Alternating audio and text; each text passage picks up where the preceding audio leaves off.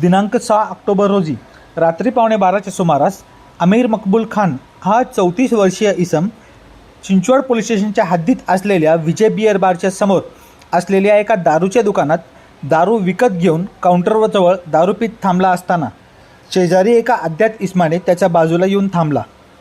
त्या इसमाने आमिर याच्या दारूचा ग्लास त्याच्या बाजूला असलेल्या तिसऱ्या इसमाला प्यायला दिला।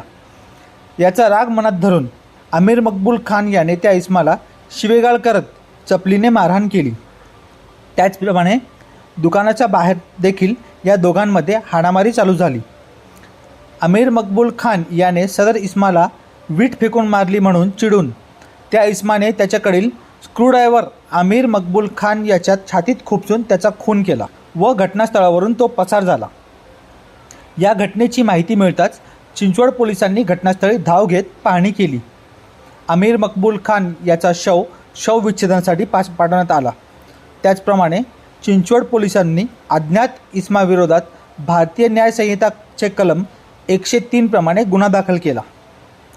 या गुन्ह्याचे गांभीर्य लक्षात घेत आयुक्त विनयकुमार चौबे यांनी सदरचा गुन्हा उघड करून आरोपीस तात्काळ ताब्यात घेण्याबाबत चिंचवड पोलिसांना सूचना दिल्या असता चिंचवड पोलीस स्टेशनचे वरिष्ठ पोलीस निरीक्षक जितेंद्र कोळी यांनी तपास पथकातील पोलीस उपनिरीक्षक राम जाधव व पोलीस उपनिरीक्षक अजित दुधे व तपास पथकातील अंमलदार यांना सदरचा गुन्हा उघड करून आरोपीस तात्काळ ताब्यात घेण्याबाबत सूचना व मार्गदर्शन केले। या सूचनेप्रमाणे पथकाने आपली तपास चक्रे वेगात फिरवत तांत्रिक विश्लेषणाच्या आधारे गुन्हा निष्पन्न करून 12 तासाच्या आत दळवीनगर चिंचवड येथून यशवंत आत्माराम बगाडे या 42 वर्षीय इसमाला ताब्यात घेतले आहे।